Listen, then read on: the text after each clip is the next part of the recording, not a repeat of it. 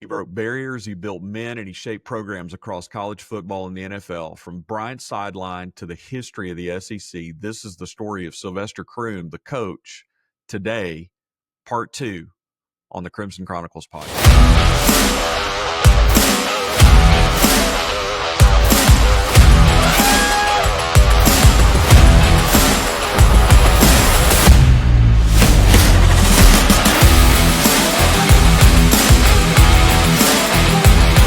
Back to the Crimson Chronicles podcast, where we relive the legends and legacy of Alabama football. Today's guest is one of our most respected men to ever wear the Crimson jersey on the field, to be on the sidelines, and in truly the annals of SEC history. Sylvester Croom came to the University of Alabama in 1971 as a 16-year-old freshman and became the starting center for the 1973 National Championship team.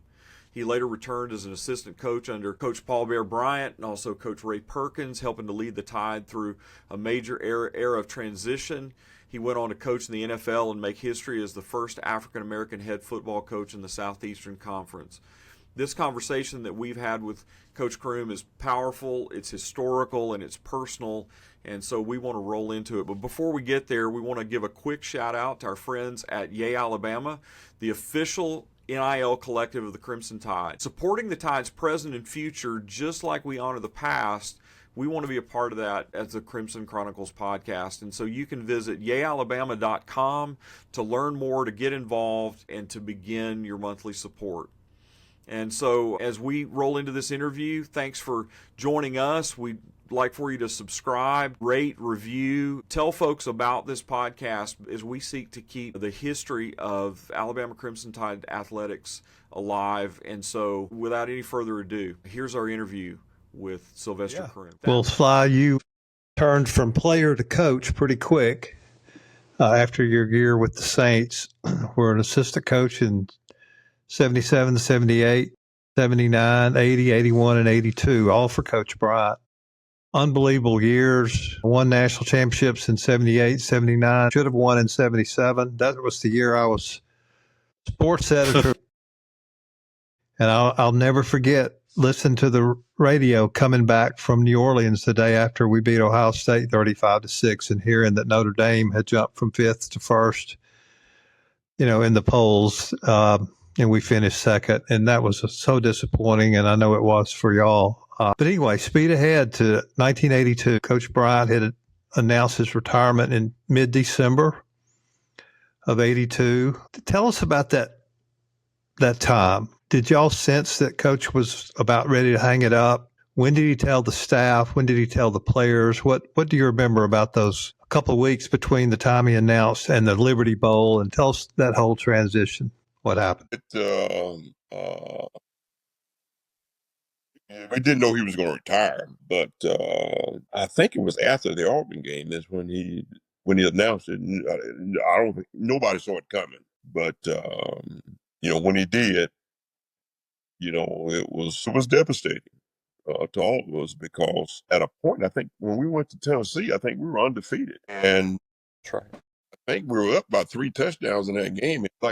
Just everything went downhill, and we never could recover for the rest of the year. And you sort of had a feeling on the coaching staff that something was going to happen, but you didn't think that was going to happen. Just the losing, and just figuring, we just couldn't stop it. Because we've been winning, since, like you mentioned, since 77. We thought 77, 80, now even 80. We were good. We thought when we walked on the field that we were winning. Even in 80, we're sitting there. All our quarterbacks are hurt. Jack O'Rea, we lose the Mississippi State game. I think it's the first time we lost a conference game in almost 8-9 years. We lose it on a fumble on the goal line. That year was one of the best defenses we ever had at Alabama. But we thought we'd bounce back the next year. In 81 we struggled a little bit, but that's where things were starting to slip a little bit. But after we go to Tennessee, and I can still remember on the field, we playing pretty good, and then we came out that second half. They come from behind and win, and after that, because we don't lose when we're ahead like that, and that's when you finally realize, I mean, we got problems. There's something not right here, and then we struggle the rest of the year. Well, the Liberty Bowl had to have been quite an emotional game for everyone. It was. For the players and the coaches, had to No question. make sure Coach Bryant went out a winner. And wow, what a slobber knocker that one was. I'm telling you. There was a better team than we were. There was no question about it. You can go into that game because we had not faced a team that threw the ball like that. But every player on that team, I don't think there was a player on that team that didn't play as good as he could play that night. I don't think there was a single player on that team that did everything he had, because the feeling was you cannot live with a loss in this one. Coach Bryant, you can't send him out with a loss. And you get I was talking with Bruce Arians not too long ago at that game. I saw him on one of the NFL films, and he was talking about that game, and we all felt the same way. There's no way we can lose the game, and feeling that with every play and just the ebb of emotions in the game. I can still remember that last drive. We know if our scores, we're not going to get the ball back and have enough time to win. And Robbie Jones comes up with that interception, and I've gone back and looked at that film, and there were some young men that hadn't played much. I mean, guys just made plays all night long. Bodies around. I mean, it was just amazing to see it. Basically, our players refused to lose. I couldn't say we won the game. They just refused to lose because of Coach Bryant. That's good stuff. I can remember our last meeting with Coach Bryant as a staff. And one of the things he said there that I always remember when I went to Mississippi State, we had a player on that team that we had problems. I won't call his name, but Coach Bryant said in that meeting that the lesson I learned from him, he was disappointed that player had not responded the way he wanted him to. And Coach made this statement: "You can't change them all. You make decisions. You do what's best for the football team because you can't change them all." So I always remembered that. I got to be a head coach. There were some, when you make the decisions on a player, always try to do what's best for the player and for our football team.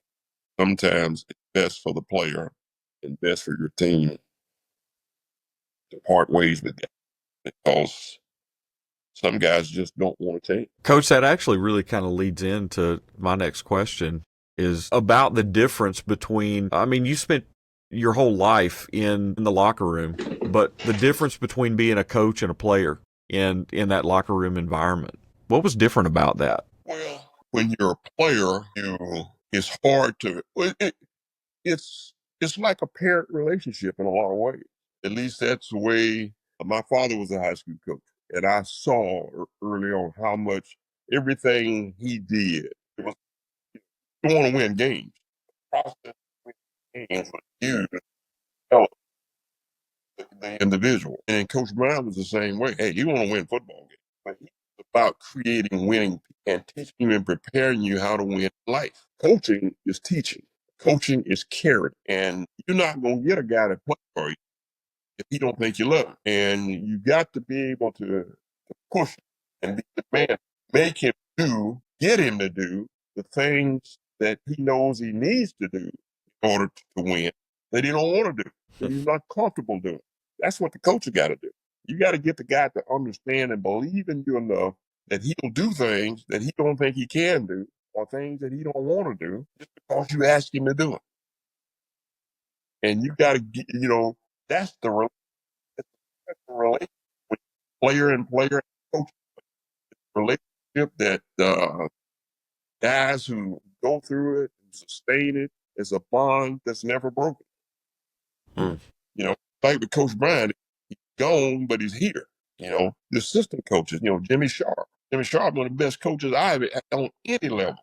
I mean, Jimmy would tell us whatever he asks us to do, you run through a wall for the man, and I had still got such respect for Coach Donahue. I mean, those are great men. I mean, that staff was just unbelievable.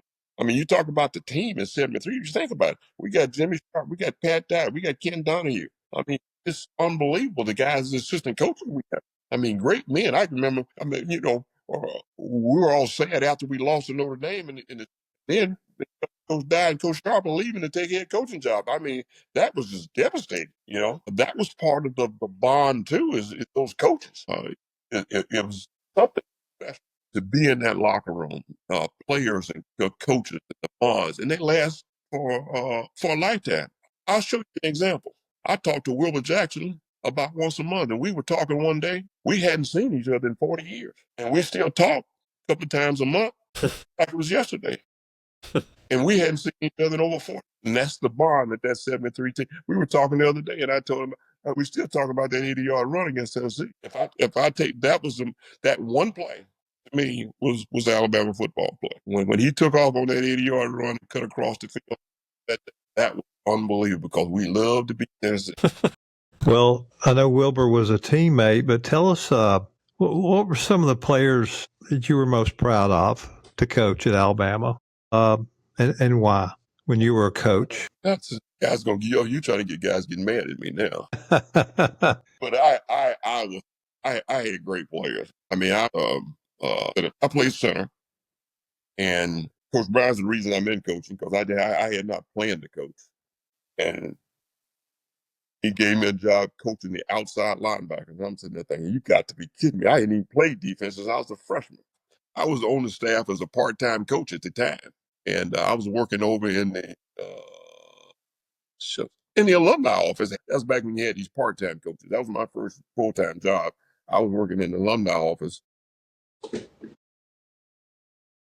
as a part. The NCAA had this crazy rule, limiting the coaching jobs at that time. So Coach Henderson retires after spring practice in the spring of '77, and I think that was. And so it's in June. I'll never forget this. This is right about June. Coach Henderson retires right after spring practice. So I guess that was like the end of April, 1st of May. So in June, I walk up in the office and Coach Donahue called, got your playbook ready. What playbook are you referring to? And is coaching the outside linebacker. I said, what? He said, Coach Bryant hadn't told you? I said, no, he hadn't told me. I said, Coach Donahue, I can't coach the outside linebackers. I had never played. I can't do that. He said, well, I guess if you can, I guess you can. So I said, I don't know, what am I going to do? So I go to Coach Henderson. I said, you got to help me. So Coach Henderson took me down that day, to the locker room, the freshman locker room, an hour and a half and 2 hours. Gave me a coaching clinic on how to coach the outside linebacker. That's coaching I have involved in because I learned from that how to coach the outside linebackers and fundamentals of that. And when Ray moved me to running backs coach when I went to Tampa, I just flipped everything over with coaching the running backs. So those were two huge transitions for me. But anyway, to answer your question, the great players that I coached at Alabama. So in '77, this is my first year, we got a guy named E.J. Jr. He ends up being first round draft. Well, that was a unique player because I'm a 22-year-old guy coaching a position that I really don't know anything about. I'm learning on the job training. Coach, never forget. Well, I thought I'd arrive one day. Coach Bryant came over and watching. You imagine if you run the drill, got Coach Bryant sitting in the golf cart over there watching. He's just sitting there watching the whole time. You got to be coaching. So these guys, they try to do what you're saying, and knowing that Coach Bryant watching them, and I'm knowing that Coach Bryant watching me coach them. So we all looking at each other and trying to. But after that practice, Coach Bryant said that was a good drill. We got a lot done, and then he just turned and walked away. And I thought, okay, you're right. But anyway, to have a guy like E.J. Jr. that first year made it because he was a first round draft choice, and I had some other ones. But E.J. was probably one of the most disciplined players that I've ever coached. Because whatever you asked him to do, he was physically capable of doing it. Mentally, he immediately understood what you were asking him to do, and he always tried to do it exactly the way you asked him to do it. Now I've had some more. Another great one. Ended up playing for Philadelphia. Mike Pitts. Mike Pitts, first kid I signed. And he was the first. I went up to Baltimore to sign him, and I asked Coach Bryant. I went in and I took the tape in for Coach Bryant because I wanted to sign the guy, but they only had one reel of high school tape from this little small school up in. I gave Coach Bryant the film and called me back in the next day, and I said, Coach, what'd you think? He said, what did you think? I said, Coach, I want to sign him. He said, well, if you think he's good enough, go ahead and sign him. I still don't know to this day whether he ever looked at that film or not. He trusted you. That's right. And there was a unique thing about Mike. Mike took Mike 5 years. Mike played for us for 5 years at Alabama. He was redshirted the freshman year because Mike had a lot of talent, but he wasn't a very tough guy. So the first thing was I was pushing him all the time. And about his sophomore year, really his third year, which was after being redshirted, that was the sophomore year, the light came on and he was a beast. And the most amazing thing about Mike is 5 years, he only missed one practice. 5 years, most durable guy that I've ever been. And I mean, he was on a lot, those first 2.5 years, he was on that scout team and he was getting beat up a lot of days, but he would keep fighting. So I was so proud of him. And after Mike retired from pro football, we were talking. He said, Coach, why was you pushing me so hard? He said, look at me. I told him, look, man, you're the first dude I ever signed. And Coach Bryant, I told him the story about that film. I said, there was no way had to, but we were both, our heads was on the top. But when we really talk about talent, those were very good and were really good technique players. The other two guys, you talk about Cornelius Bennett and Derek Thomas. Mercy. The ability was unbelievable. I think we played Georgia. It might have been the opening. Might have been, I can't remember what year it was, but I think we opened this season at Georgia one year. And I can still remember the play. Cornelius was playing outside linebacker. Cornelius could really, really run. And he had great instinct for the ball. He could see things that I had never been around. He'd come off the field and I asked him, I'm thinking, how in the world did he see that? Well, anyway, the ball was going away from him and he was chasing the play down the line of scrimmage. And he's full speed running. He's all the way down behind the center by now.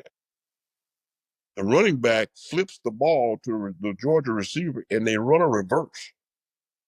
And on the sideline, I'm thinking, oh, this is not good. This is going to be a touchdown.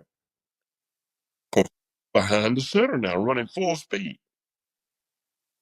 Cornelius turns on a dime and catches the guy for a 3-yard gain in what should have been a touchdown. And there's nobody else out there. Nobody. First of all, I don't know how he saw it. And then to be able to change direction and go make the play, unbelievable. And then I couldn't say Derek Thomas was one of the best pass rushers to play the game. And I'll say this, and I coached him, and the other guys coached him. But God coached Derek Thomas because he was a pass rusher the first day I ever saw him. Tight end, and I saw him in the east side just to watch practice. But while he was there, he wanted to work out. And we were out there on the field practicing. I look over and I see this guy over there, this big dude over there, coming out of the blocks with the track team. And when he came out of the block, running a 100-yard dash in the first 10 yards, I mean, he doesn't raise up at all. I said, who is that big old guy over there? That's our tight end, the George Henry down in Miami. I said, that guy ain't no tight. That's a pass rusher. I said, I got that. So I started politicking with Perkins right from the start. We didn't use that guy. The moves he used with the Kansas City Chiefs, he was using the first day he got there. Goodness. Hey, all I did was try to help make it tough and discipline and do the right things. And but as rushing the passer, hey, I just said, Derek, go get him. I don't need to mess with this. It's already perfect. That's fantastic. Those are great guys. Well, Coach, even sitting here talking to you tonight, I think I could, if you ever decide to offer a leadership class, I want to be the first person to sign up. Just the things that just the wisdom that you've laid down on us during this time tonight is incredible. How did your time in Alabama shape your philosophy of leadership? and your philosophy of discipline with players? Really, basically 4 people: grandfather, my father, Coach Bryant, and then Bobby Ross. And I can tell you how in a short way. My grandfather raised, I think it was 13 kids and never finished elementary school. My grandmother didn't work. You know, kids that wanted to go to college, the ones that didn't, but he provided for the family, and he was one of the most humble person I know. But always, I learned a lot of things from him. I remember one time, I hear all these people talking about finances. I asked him one time, I said, "Granddad," I said, "how did you raise all these kids and have a college degree? You worked at the foundry right in Tuscaloosa." And I used to go out there with him. When I was a little boy, I used to go in there and see that fire coming up. I told the kids, I said, "My granddaddy works in hell because all that fire." Told me this. I said, and this was after I was married and had my own kids, and I'm sitting there thinking, I'm working in Alabama making $20,000 a year. I'm sitting there thinking, hey, I can barely make it. I'm sitting there thinking, how do you make it? And he said to me, he said, "Son, let me tell you something." He said, "Every dollar I ever made, I took a dime out for myself. I gave a dime to the Lord. I put a dime up for retirement.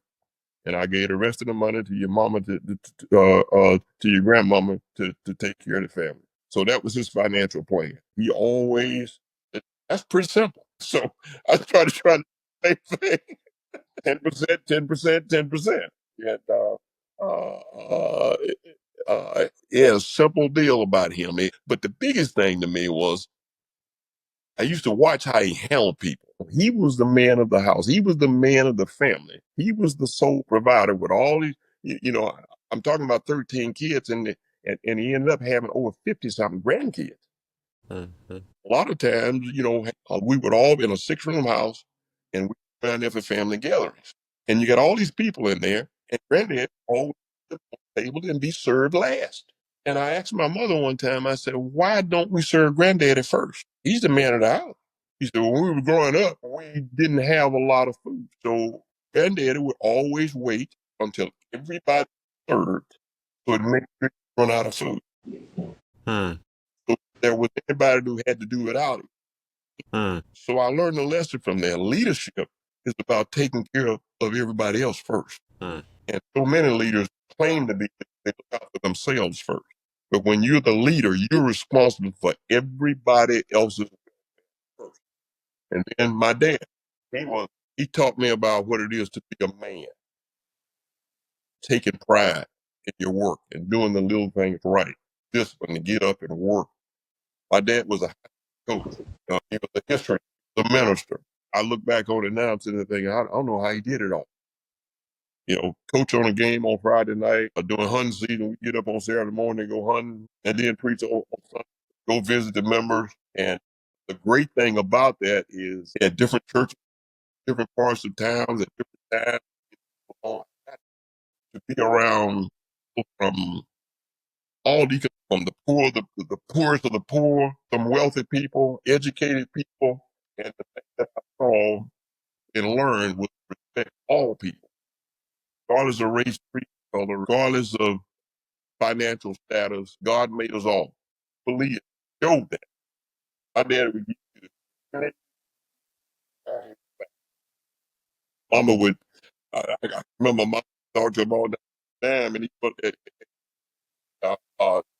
we got anything left, and he give it to somebody because they need. And he never worried about. At least I never saw him worried about it. He talked about Mama name Louise. All Louise, don't worry about it. Lord, will. And that was his attitude. He lived on faith, and that's where my faith comes from. It's because of watching him. Daddy was strong, kind, loved people. Yeah, all the lessons that he taught me and learned the work ethic. Taking pride. I remember the first time I played football was in the 9th grade. Uh, Again, this was before I went to Tuscaloosa Junior High. This is the first time I'd been on an integrated football team. First time I ever played football. And I think might have been one of the only times I remember Daddy coming to watch practice, but he came to practice that day. And he picked me up after practice. And remember, he was coaching that over Riverside High at the time. And I remember after practice, we got in the car, and he said, very polite, And he asked me, he said, he said, let me tell you something. He said, you don't have to play football. He said, hey, you don't have to play football to try to please me. Go play this. I expect you to give everything you got every day at practice. And what I saw out there today out of you wasn't good enough. That's the last critique he ever gave me on my football career. And the lesson and the word that I got, I knew exactly what he's talking about, was you got to uphold your family name. It's not about being famous or anything like that. It was always, when people speak of you, you represent me. You represent your granddad. You represent grandma. You represent everybody in this family. We expect you, we hold you to a certain standard, and it's about giving your best. You don't have to be the best, but you got to do your best. And what you're telling me, what I saw out of you out there today, that wasn't the best you can do. And that was the expectation from us on the field, in the classroom, on the street, wherever we went. He expected us to live up to a certain standard. And the number one deal was, I can still, it rings in my ear now, don't embarrass the family name. And do the right thing and don't embarrass the rest of us. Then I go on to meet Coach Bryant. And everything that I learned from my granddad and everything that I learned from my father, Coach Bryant forced us to put it into practice. you know, he tested your pride, tested your, tested your ability, he tested all of that on it.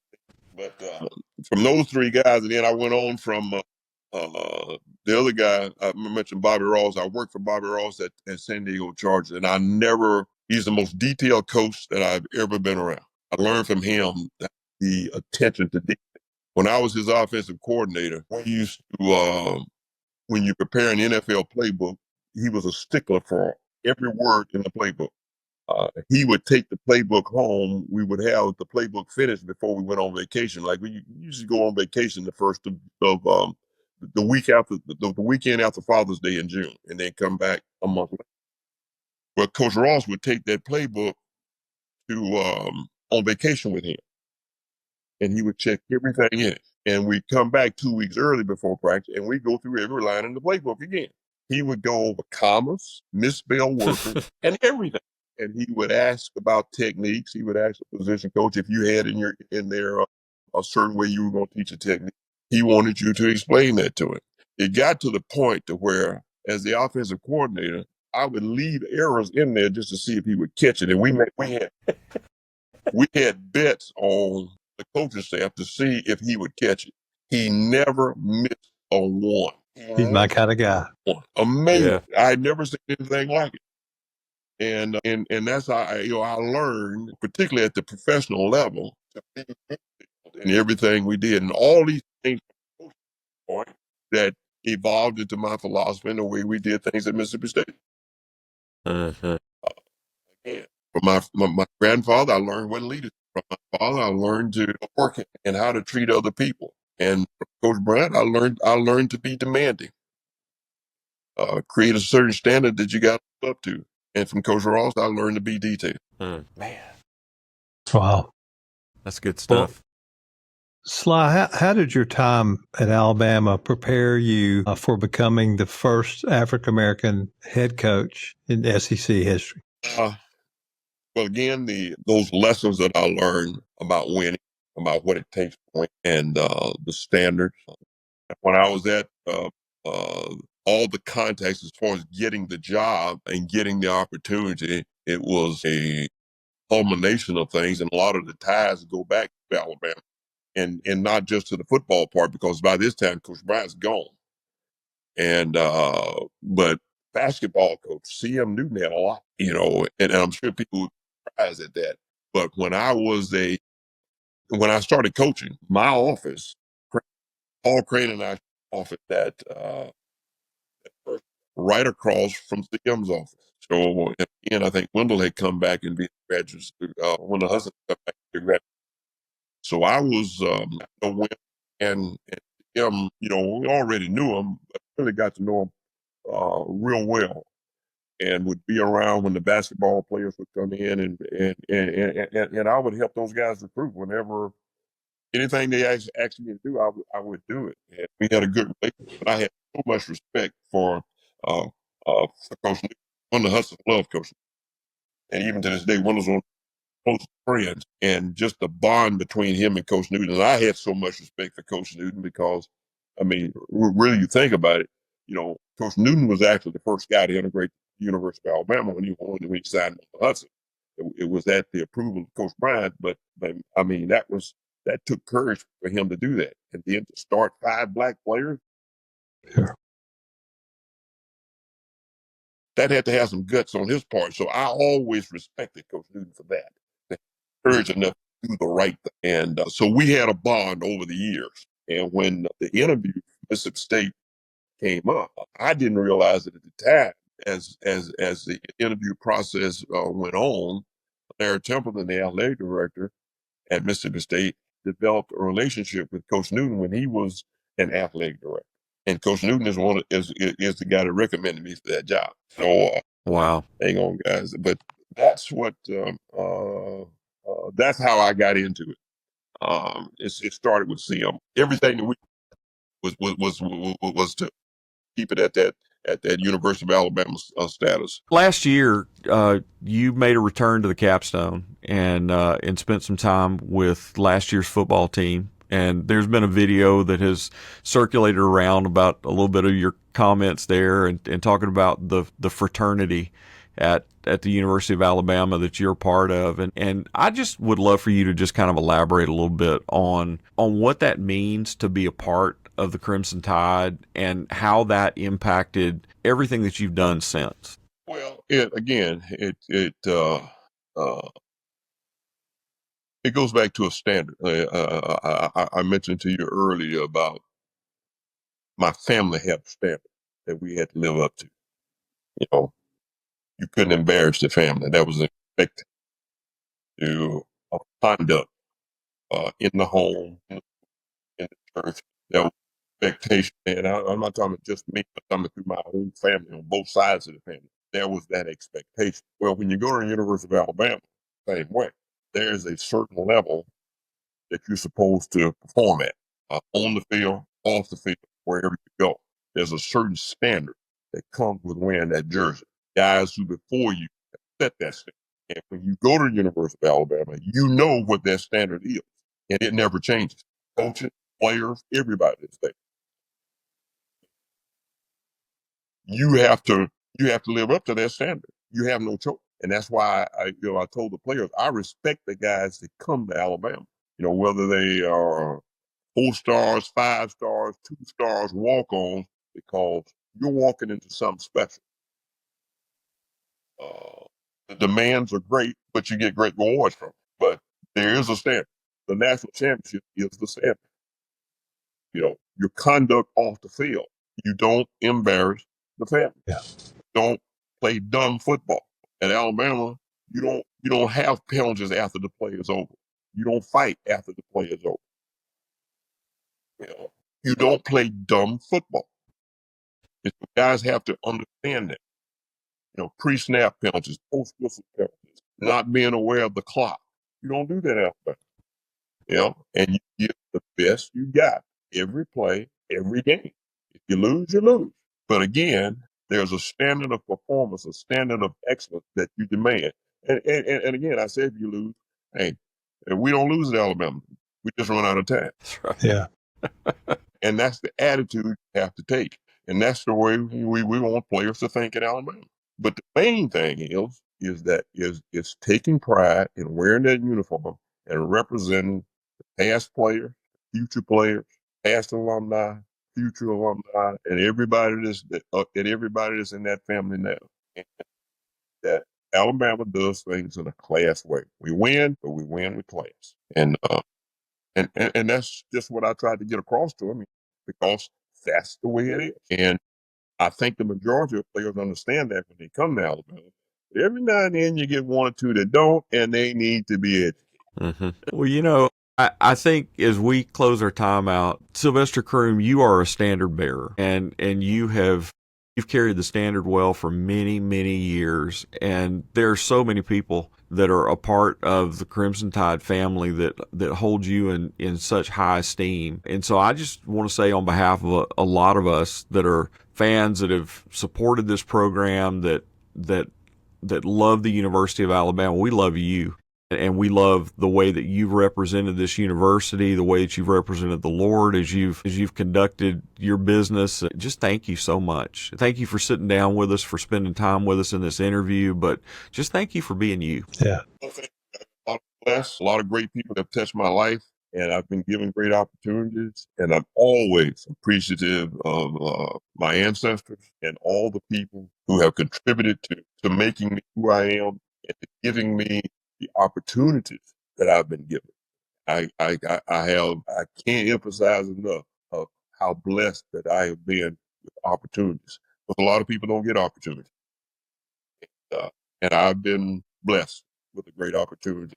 And I'm thankful for all the people that have invested in my life. I just want them to understand that all I try to do is not embarrassing. Thank you, Sly. Yeah, thank you, Mr. Croom. That was Coach Sylvester Croom, a national champion, a coach, a leader, and a man whose legacy runs deep in the fabric of Alabama football. We hope this story challenged and inspired you the way it did us. We'd like to ask you to be sure to subscribe to the Crimson Chronicles podcast and share this episode with Bama fans in your life. New episodes drop every Tuesday, and we're just getting started. And so I'm Rick Morton for my co-host, Tommy Ford. Until the next time, Roll Tide!